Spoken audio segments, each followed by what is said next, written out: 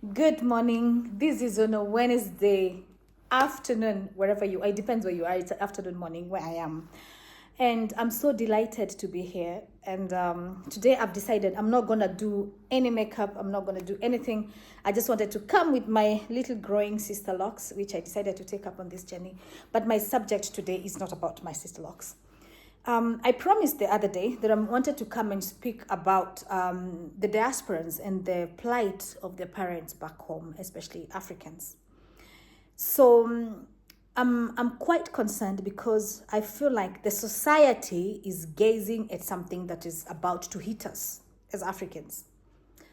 And why I feel inclined to speak about it is because most of the diasporans, especially those people who know me, when they want to do something at home, whether sometimes they want to buy land, sometimes they want to buy their parents maybe a car, because of my experience 5 years ago, they always called me.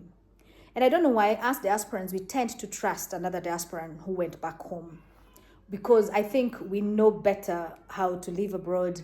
We know the difficulties, we know the challenges we face, especially in the job market, getting work, having to do some savings, and it is difficult. So I understand that. I've come from there. I've lived in Europe for the longest part of my adult life before I came back to Kenya, because and I know I'm a nomad person. I have to say I'm a globetrotter, but I bless God for that. But on this day, I want just to mention something that is in my heart. And this is about the plight of our parents. I'm 43 today. So the people who are millennials at my age, or even between 35 and 50, our parents really struggled. Some of them have never even taken a flight before they sent us home. We are the ones who put them on flights and took them to Europe. We showed them Europe, Dubai, and everything. So our parents have really enjoyed life. When you compare them with their own parents didn't enjoy life. And I know being an African is a calling. I have to say that, because you have to take care of everybody in your family. Everybody's looking for you, especially if you're the one who's successful.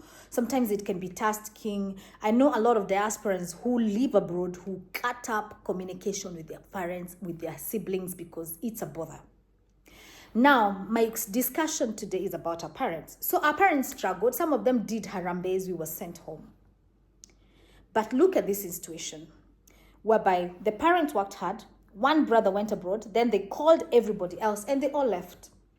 And obviously, when you live in a country for more than 10 years, you already know the ins and outs. You already know how you can survive there. You've gotten yourself education, a job, a wife, a family, and the kids are going to school. So you feel like, I belong here. You even plan to be buried there. So there's no way you come back to Africa. So the only time you come back to Africa is during holidays, and you come see your parents, and they're aging. And they love it. Some of the parents actually have started even fasting and praying for their children to come back home.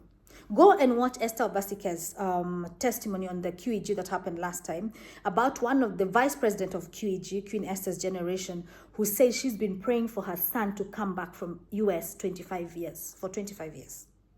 And last time, I think the son came back. And that was the joy of these old parents. So we have these parents, we leave them here. We want to give them the good life. We can employ the maids and everything.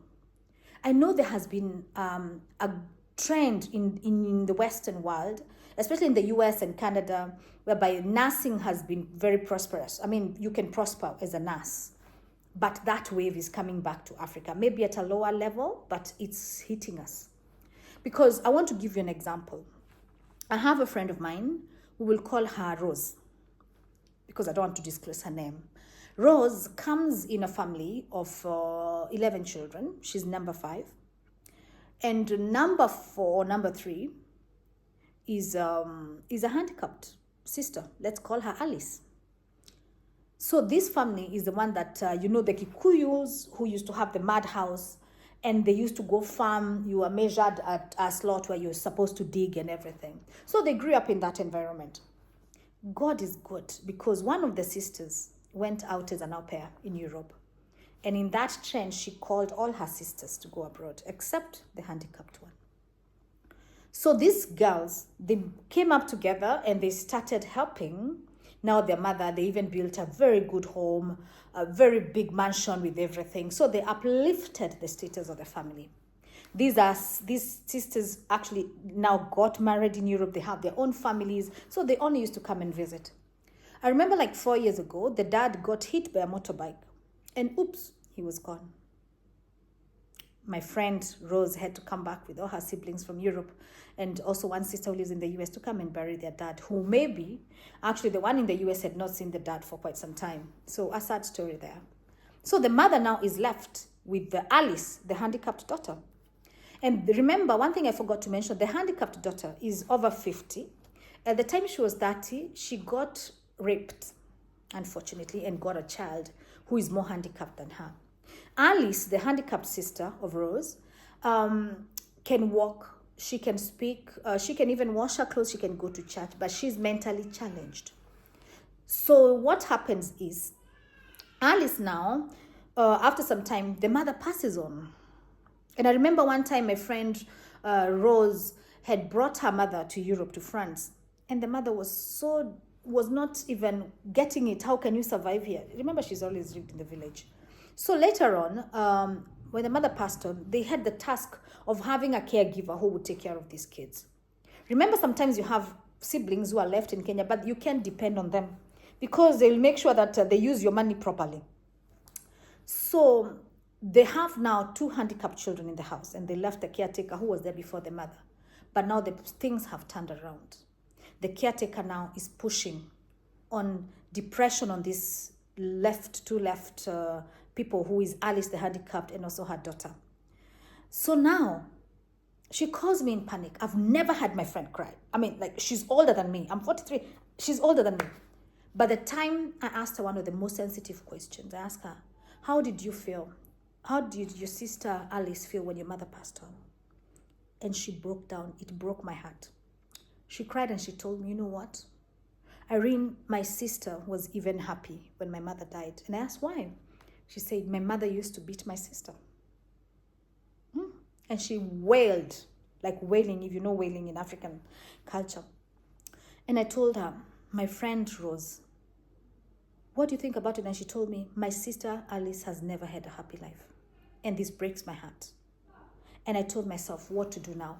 So, and I've had stories of people whose parents are left, and even the caregivers have turned the title deeds into their names, and they're putting pressure on these people. And because us, we won't come back to live with them, and they won't come to Europe to live with us, because obviously Africa has better living conditions, weather is good. Let's not talk about the medics, but weather is good, and the social life is okay. But diasporans, we need to ask ourselves the questions. If we all go, who's going to take care of our parents? Sometimes employing that person, you're paying 50,000, it's not the solution. Sometimes taking your parents with you, it's not the solution. Let us think out of the box. What can we do to make the end of life of our parents more palatable and more better, even if you're absent? These caregivers have learned that most of these older people have their siblings abroad. So they're going to ask you to pay for anything. I can tell you, like Alice and her daughter, this caretaker leaves them, locks the gate, and leaves and comes back in the evening. Those kids today, that older sister, cannot even watch TV in her own house because she's been told by this caregiver, you cannot watch TV, you cannot sit on that couch because you can susu on it. What kind of life?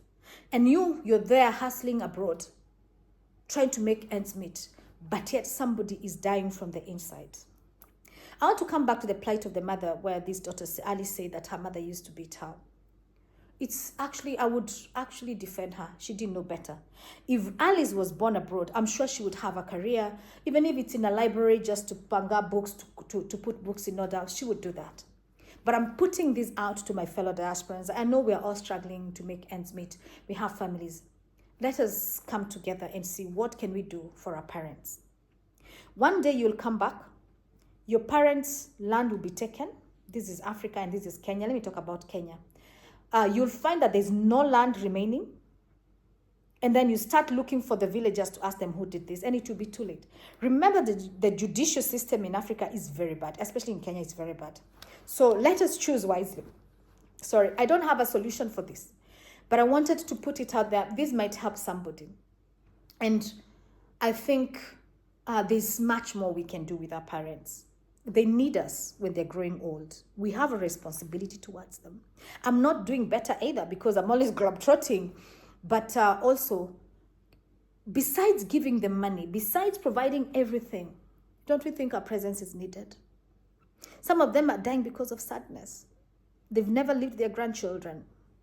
The grandchildren cannot speak their language. I can see a cultural turnaround that is coming. I know we say we are going to change with time, we evolve with time, technology also is changing because they can talk with their kids on WhatsApp, on FaceTime. But how can we do better with our parents? How can we ensure that the caregivers are held accountable on how they treat these parents? You can put as many TVs as you want. My friend Rose, they have TVs everywhere, CCTVs.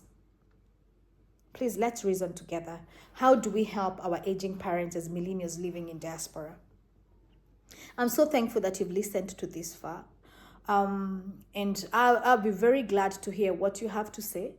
I'm glad, I will be very happy to hear testimonies from some diasporans whose maybe parents or even siblings have gone through the same issues, because we need to come together and see what we can do. I know leaving Europe or leaving US or wherever you are and coming back home, it might not be the solution. I know most of my friends will never come back to Kenya.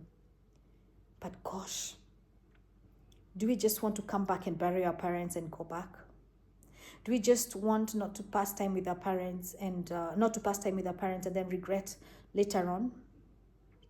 May God help us. I know we were born at a time where our parents needed our help and we had to go and look for greener pastures so that we can live a better life than what they offered us.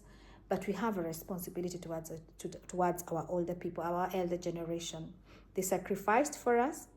We've done well. I congratulate you. Most of you have even flown your parents out. They know how it is to get into a flight. And God will bless you. And God has really blessed you, has kept you because of their prayers. I can tell you for a fact. Most of their prayers have held us together when everything was breaking down, was breaking loose. And so I love you, my peeps, and I appreciate. So let's see you on the other side. Stay on the top, remain winning. Thank you. God bless. Bye.